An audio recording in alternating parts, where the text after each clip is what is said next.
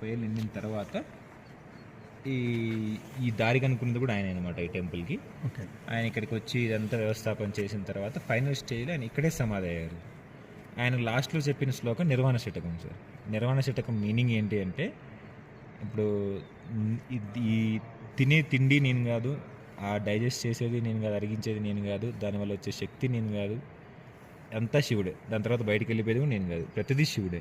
అట్లా ఆయన ఎన్ని విషయాలు చెప్పి సొసైటీలో ఉన్నాయి ప్రతిదీ శివుడే, మన జీవితంలో జరిగే ప్రతి అంతా పరమాత్మే అనే తత్వానికి వస్తారనమాట ఆయన. అది లాస్ట్ శ్లోకం ఆయన చెప్పింది.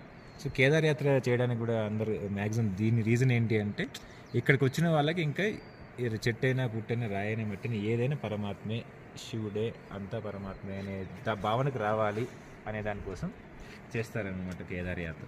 సో పాండవులకు కూడా అది వచ్చిన తర్వాతే కదా వాళ్ళు స్వర్గానికి వెళ్ళింది, మోక్షం దొరికింది వాళ్ళకి. మన పర భేదాలన్నీ పోయాక, అన్నిట్లో శివుని చూడడం స్టార్ట్ అయ్యాకే వాళ్ళకి మోక్షం దొరికింది. ఈవెన్ మనమైనా అంతే.